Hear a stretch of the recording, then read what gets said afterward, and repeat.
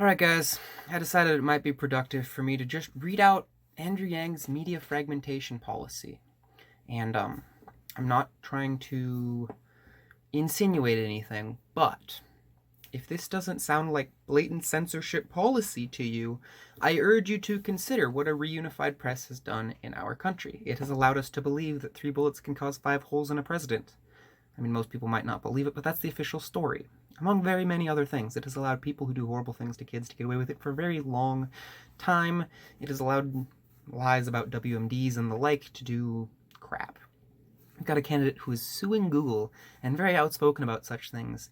And then we have a candidate who is promoting this policy about media fragmentation. Now keep in mind, both of them support UBI, both of them support ranked choice voting, both of them support a lot of the same policies. Tulsi's got a more progressive climate plan. Tulsi has a plan for foreign policy and more than just a pledge to end war, but actually understands what that means and how to do it. But most importantly, I think the reason, 169 policies of Andrew Yang, and you only need to read this one to understand why I don't like Andrew Yang, because this will give you chills. And this, just for a little bit of context, because it's even worse than this policy was the one that replaced his old policy that says we need a fake news police, where the people who decide what fake is are to be nominated by industry.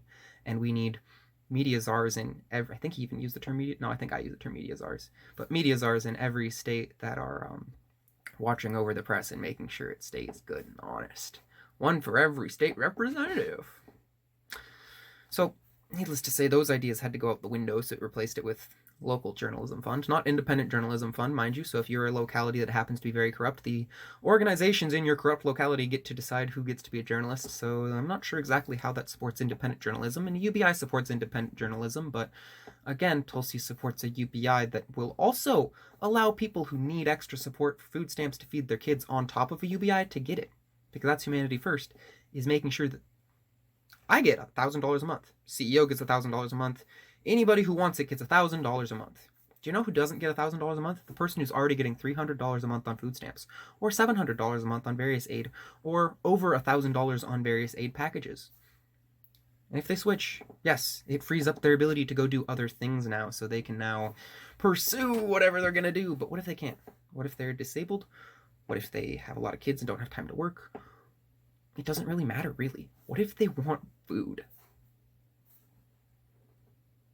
We're talking about food here. You can't tell me it's Humanity First to say that I get $1,000 a month, but my friends on food stamps only get $700 a month. I'm sorry.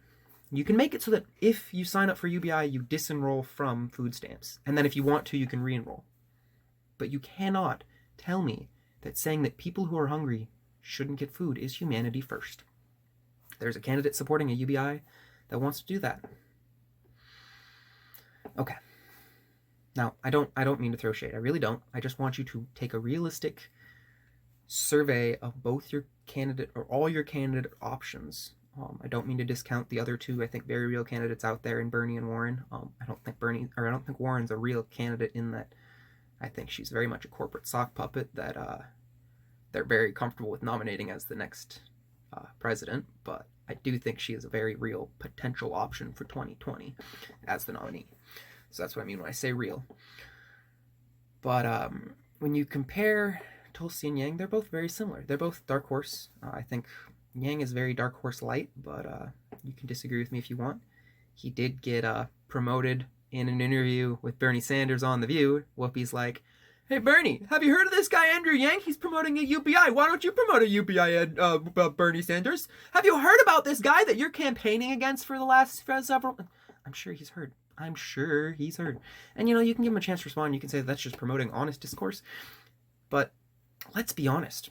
Nobody's talking about Tulsi's UBI. No one's talking about Tulsi at all. They're bringing Marianne Williamson on a month before a month before the third debate to basically talk as Tulsi Gabbard, because Tulsi Gabbard just doesn't exist anymore. But point is, they went to Bernie Sanders supporters and basically said, "Hey, there's this guy over here who wants to give you free money. Could you please consider this idea instead?" It says something. He's not as dark horse as you think. How does it hurt his campaign to call him John Yang? Please tell me that. Please tell me in any one way that calling him John Yang does not help his campaign, in fact. It garners him pity from people who are like, oh, they forgot his name, that's horrible. It fires up his supporters to be even more supporting because they're censoring our candidate. And it gives people like Seth Meyers something to talk about. I don't know if they did, but it does. It gives people something to talk about your candidate. No press is bad press, especially getting the first name of someone whose last name is the only important name when we're talking about a politician, for the most part, wrong. It's just not, it's not censorship. And they've done it several times. When you see every single media puppet independently accidentally making the same flub or using the same language, we know something's up. And you can call it censorship, but I call it free press censorship light. The same way that they've been not including him in graphics. I mean, yeah, it might make a difference sometimes, but again, it gives people something to talk about. It garners pity for people who notice. And it happens too consistently, which, sure, could be censorship. But if you want to hear about censorship, let's get to this media fragmentation policy, because AI censor state China and communist Soviet Russia both really enjoyed a reunified press, and our country's kind of suffering under one too. It allows them to get away with a whole bunch of crap that they wouldn't be able to otherwise if independent journalists actually had a voice. Because there's a lot of independent, intelligent people out there who are either being actively censored or just not being covered and brought to a lot of people's attention that realistically do a much better job of presenting facts, doing good research, and just making awesome, excellent podcasts that you can just listen to and become informed people quickly. But of course, those aren't the people that we get promoted on Oprah's book club and the like. So, I don't understand this idea that the media is so fragmented and we can't agree on facts. It's like, no, a lot of us do agree on a lot of the facts. The people who don't agree are often acting from a place of ignorance, saying things like, not supporting endless war means you're a terrorist supporter, things like that. We don't agree because there are people who are paid not to agree, not because there aren't a lot of intelligent, informed, excellent human beings out there trying to present truth. And so we don't need to reunify the press, because the press is never reunified in the people's best interest. Historically, this is a policy that has always led to not great things. You want a press that's able to cover what no one else can because it only takes one newspaper to expose a big scandal that way. You do not want a reunified press. Let's read it. Media fragmentation policy. Outside of extreme cases of malicious libel, the freedom of the press is inviolate. Okay, sounds pretty good so far. However, the fragmentation of our media is a growing problem. Different communities are receiving their news exclusively through different channels, resulting in our worldviews with differing facts that rarely overlap. We can't decide on shared values if we don't agree on basic facts. We can't find shared solutions if we don't even agree what the problems are. The government should not meddle with the free press, but the government should support the major media and technology companies in finding solutions to the issues. After the Russian influence campaign affected by the 2016 election, Facebook, Twitter, and other social media companies have started to investigate ways to mitigate these issues. The government should be supporting them in any way they deem appropriate. Problems to be solved. Media fragmentation has left America split on facts, which is making any discussion of important issues fruitless. I agree. We can't discuss any important issues until we all agree on everything. It's hard to come together on solutions when we can't agree on basic facts. I kind of miss the days of 3 major networks and a few news programs that said the same thing. While we can't get back there, we need to establish some rules of the road and standards so that our national discourse doesn't degenerate into a million incoherent news bubbles. I kind of miss the days of 3 major fake news networks and a few news programs. Honestly, sorry, I put the fake in the wrong place there. The first time I read the policy, I honestly read it as, I kind of miss the days of 3 major news networks and a fake news programs. Because, seriously, guys, open your eyes if that's not what it says to you. Goals. Reunify the press. As president, I will create a media responsibility task force with leaders of media and tech companies to discuss ways to get Americans agreeing on facts and removing hostile influence from our discourse. Yikes. Hostile influence. He doesn't even say... Oh, he does say hostile foreign influence. Still, though, when you're blaming anyone who says anything that you don't like on Russians, when you're saying Tulsi Gabbard is being supported by the Russians, and it turns out these Russians are actually in Virginia or New Hampshire or whatever, or they don't even exist because they're just real people promoting a real awesome People's First candidate, but you just want to call us Russians, which, by the way, I took some Russian in college. I went to Russia for 3.5 months. I feel really bad for any Russians in this country right now, and quite frankly, I doubt that they're ever going to vote blue again. Just saying. Just saying. But let's break down what actually happened with this whole Russia thing.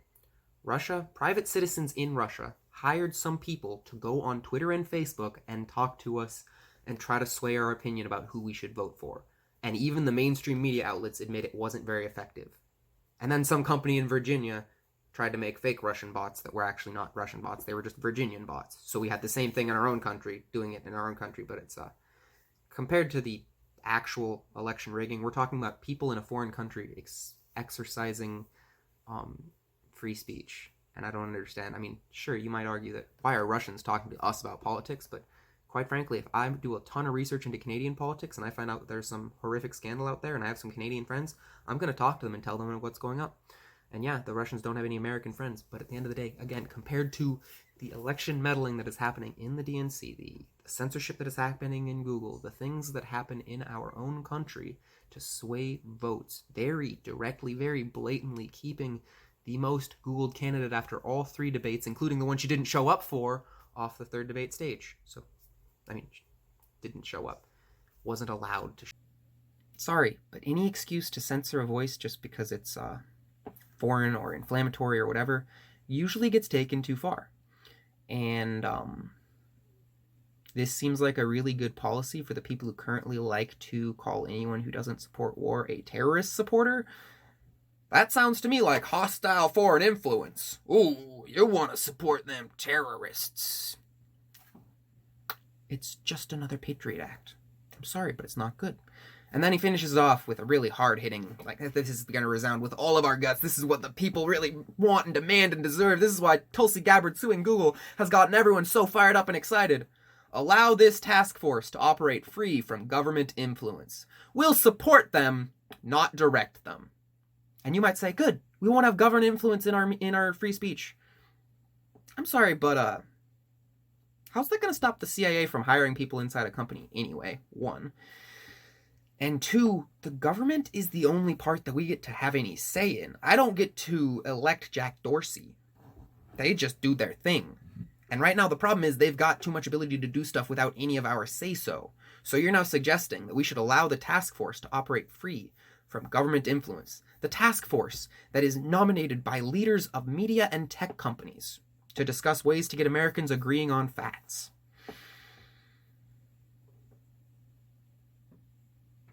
It's the only policy you need to read. I'm going to be really sad when he changes it because it's not going to get any better. He's not going to make a less censoring policy. It's really clear to me based on how much I've listened to him talk. I've heard people ask him directly, like, what are you going to do about censorship and our evil overlords? And he says, he dodges and says, we're going to make you shareholders of your data so you can decide where your data goes or something like that. I got a problem with that. Shareholders of our data. In other words, you're going to give us a UBI for being censored. Because the problem is not that I don't already have somewhat ownership of my voice. Maybe some people can take me out of context. The issue is I can't get my voice out if I'm being censored. And making me a shareholder of my voice that I still can't get out. I'm sorry, Yang, but I'm not going to say anything rude, but y'all can imagine what I might fill in the blank here with. This is why you don't get mad, guys. You want to be compassionate. This is what I love about Tulsi Gabbard. Bring the aloha. But,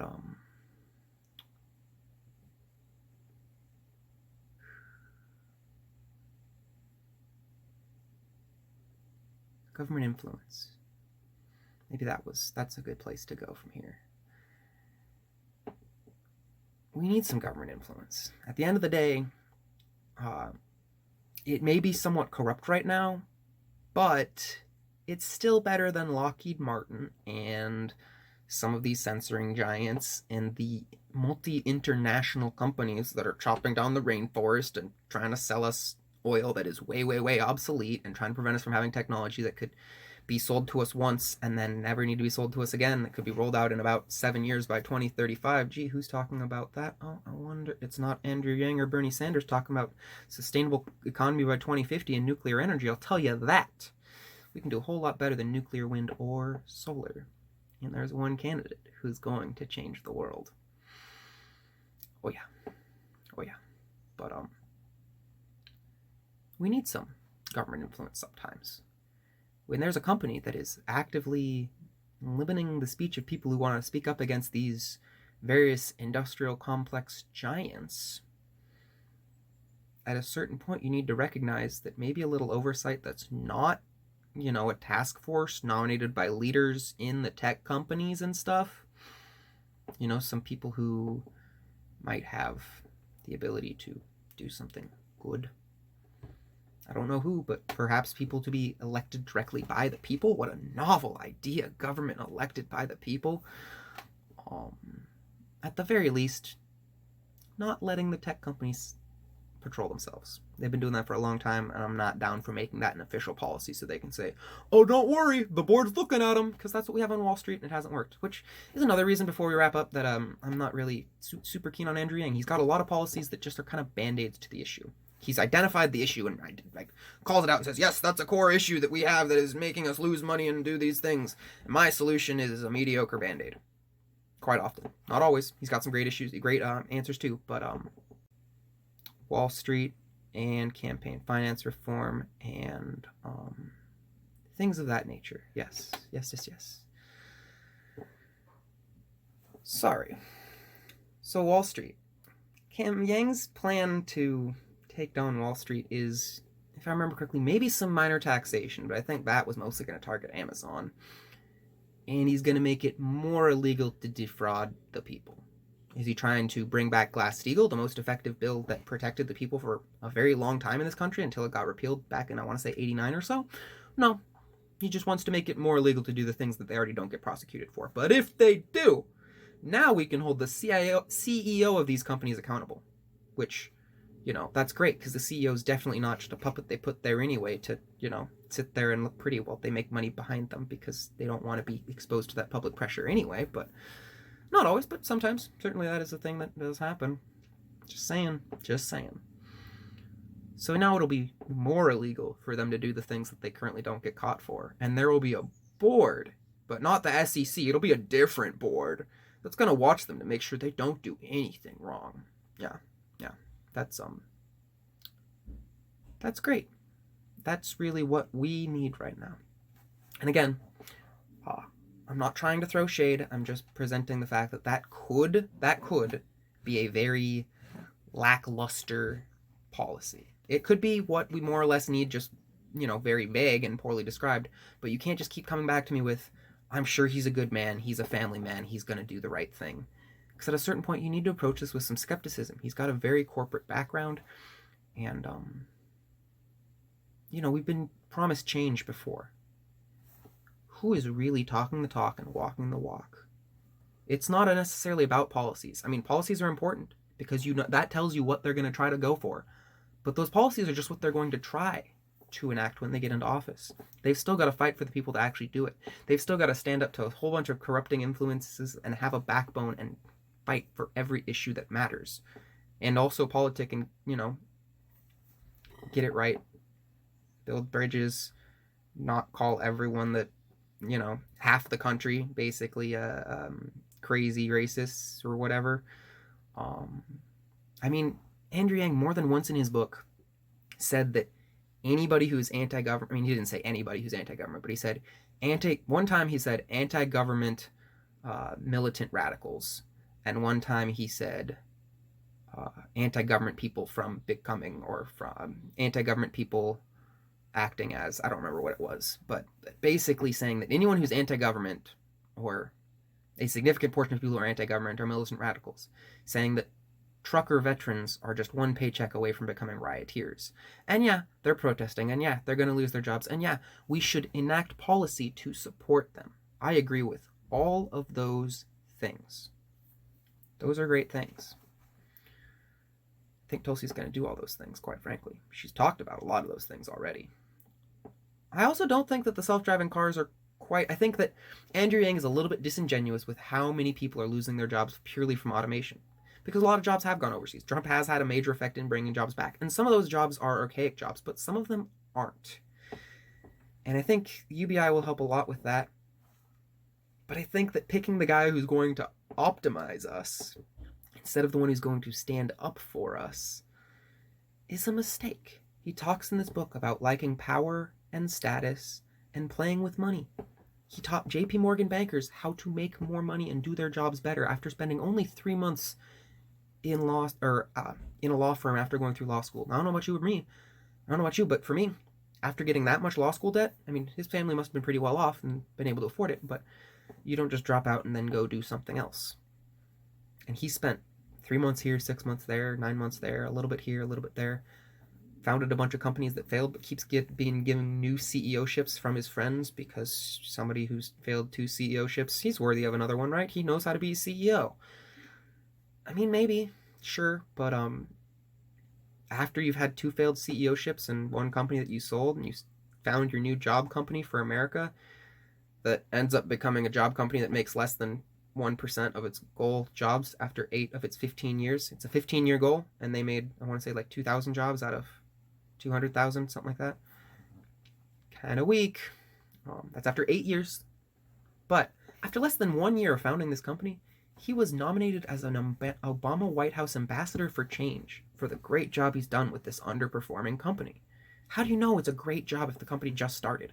You don't know that it's going to become an underperforming company, but still, I would love to be given some of the opportunities this guy has been given.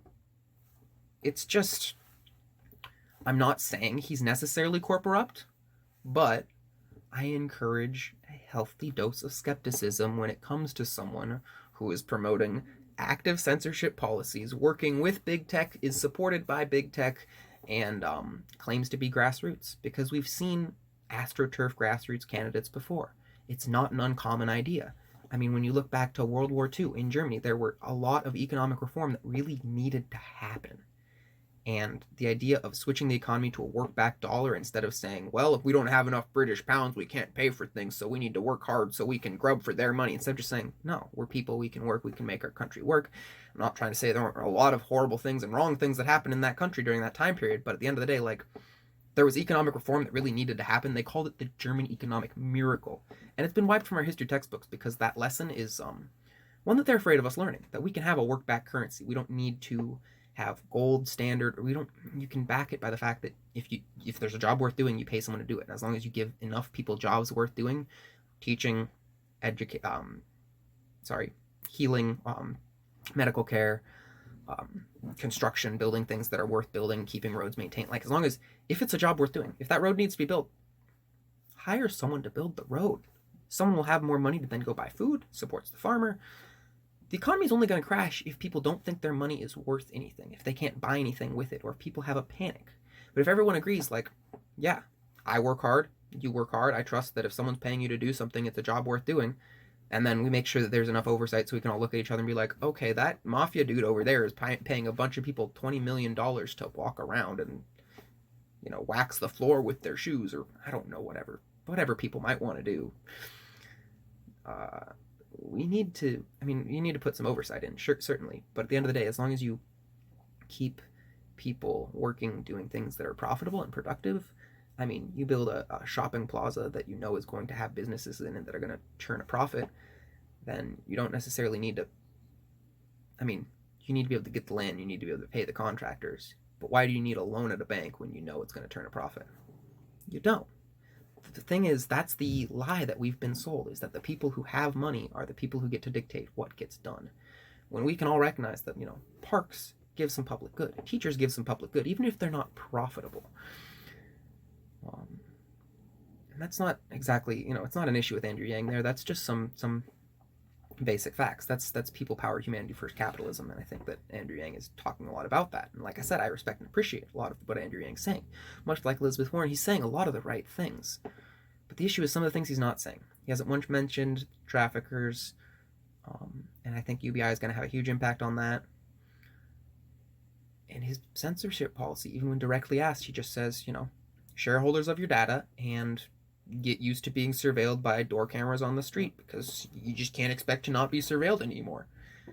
I'm sorry, but that's a really weak answer to what are you going to do for big tech censorship. It just is. It just is. And you can't tell me that, to keep voicing your opinion and he'll change it, because I have been. And you should too. You really should too. Because I hope that he is an authentic, legitimate human being who is compassionate and wants to do the best by the world. But I recognize that historically, when people need something, in this case, we need a UBI. The age of the UBI is here. I've heard it from some mainstream political pundits that the age of the UBI is here. If this is something we need, why do we need the guy who's going to censor us to get it? Of all the people that were promoting economic progress and making something new happen in Germany, why was it the guy that wanted to kill everybody that got in power? Because people with money funded him. And I'm not trying to draw any comparisons here. I'm just pointing out that it's possible and that you should exercise a healthy dose of skepticism and ask your candidate some critical questions. And if you can't answer them, consider voting for the other candidate with a lot of the same policies, but not the really horrifying, scary ones, who's also promoting a more compassionate UBI and a much better climate plan. They will tell you that she's not a real candidate, that she doesn't have support, but that's what polls do. They told you that Bernie Sanders is being beat by Warren. They tell you that Biden is a legitimate candidate. They tell you that Donald Trump had no chance of winning in 2016. Polls are meant to influence, not gauge popular opinion. And when the lady is polling 8% in Iowa and 9% in New Hampshire in some polls, and has made it above 2% in 28 polls, but only 2 of them qualify, and is the most Googled candidate after all 3 debates, including the one she didn't show up for, because they kept her out because they knew they couldn't handle a 3rd round in the ring with this amazing, compassionate, beautiful, aloha spirit of raw. Oh, yes.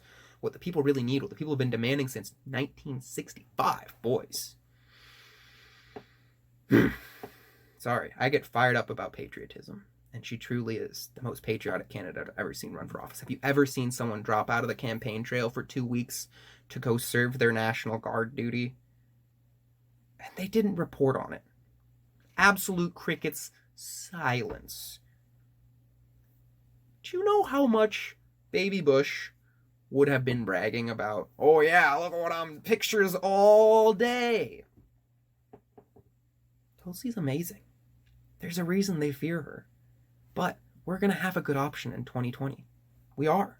The 4 options that I think are pulling people's sway are all, have a lot of momentum. We got Bernie, Warren, Yang, and Tulsi are the only people I see that really have much of a chance. They will tell you Joe Biden all they want, but nobody wants another 8 years.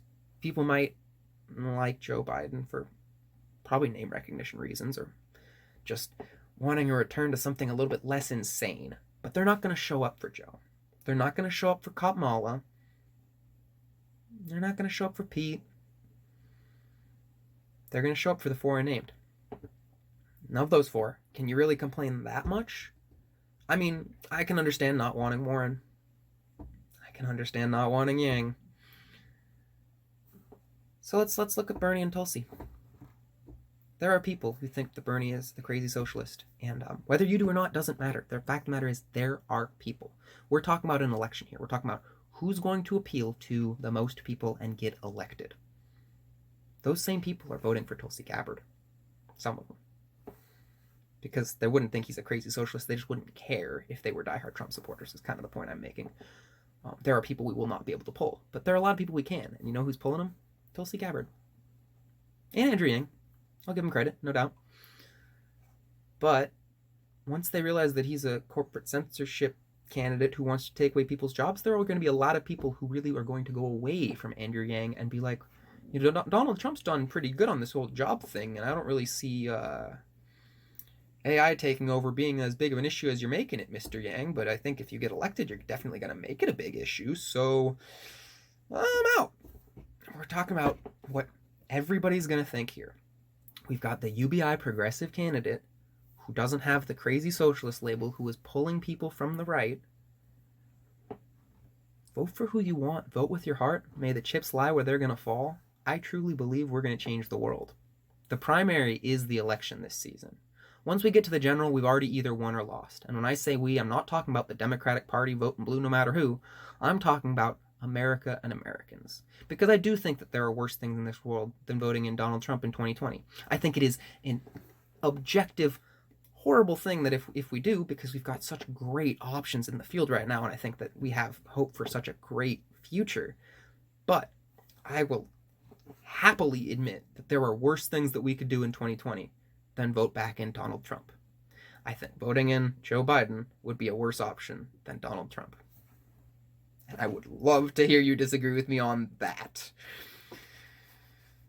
Because those camps that everyone's complaining so much about, they were built under Obama.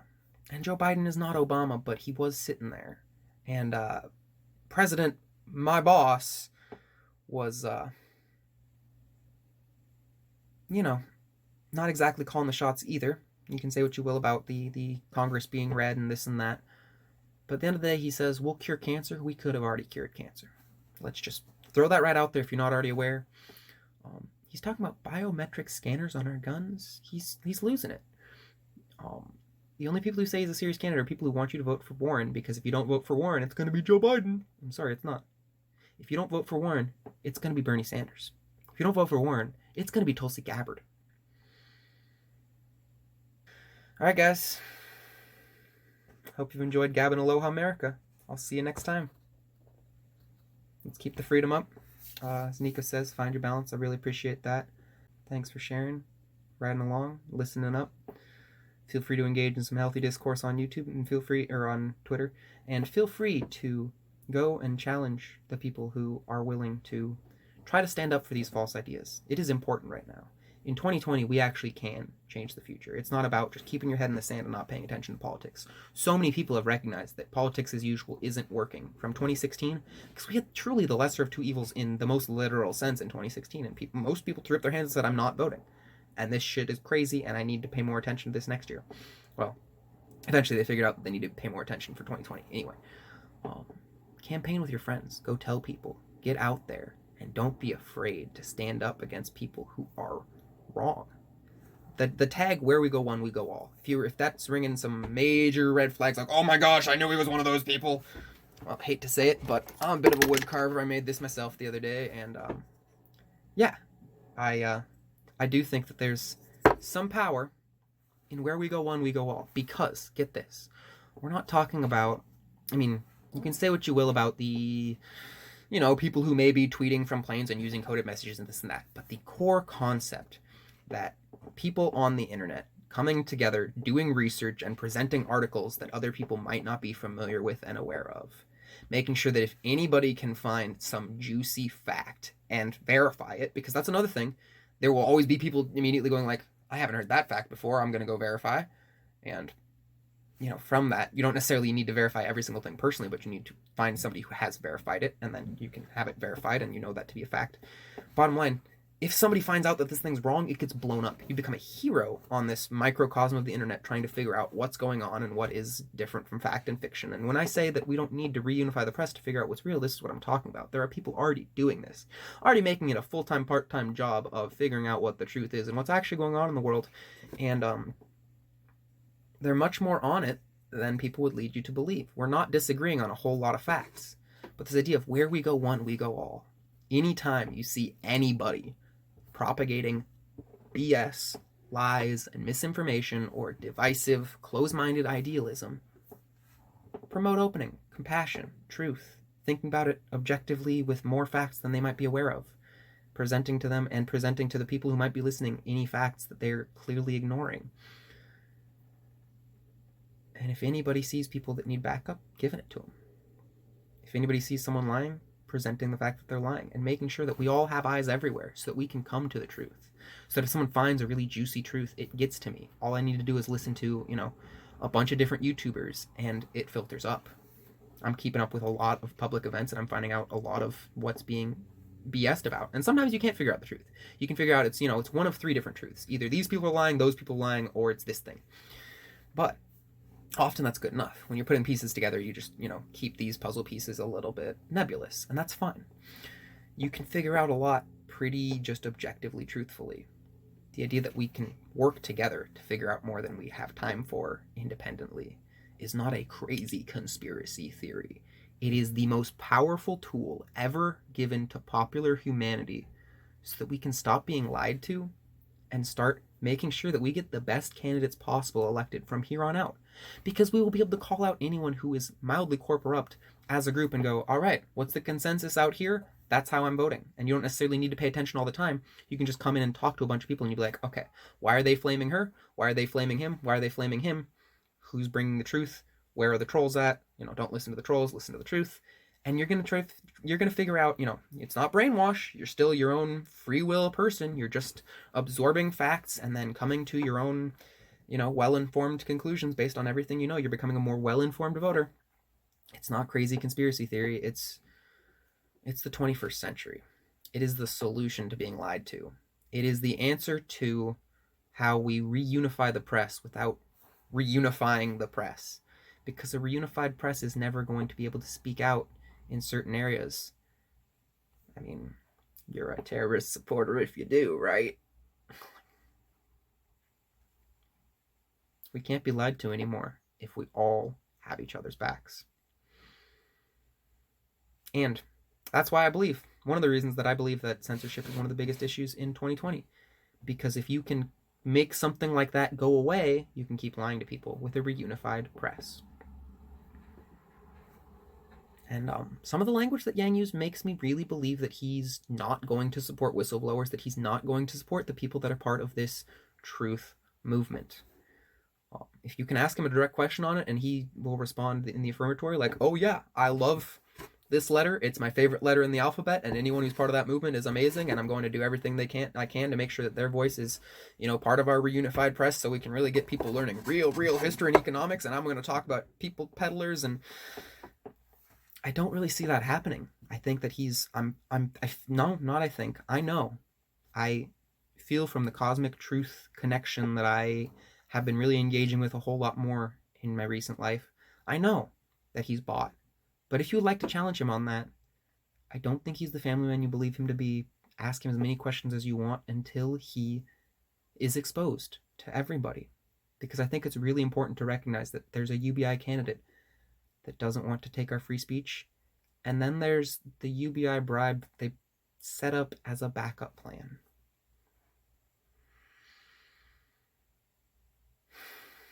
Okay. Love you, Yang Gang. Keep spreading the love. Keep spreading the messages. And I think we're all on the same side here. Because once Tulsi comes out with her awesome UBI policy, it's going to happen. We're changing the world. We're already on the right timeline. We are already affecting a beautiful future. This is just how we get there. Thanks for being along for the ride. Mahalo.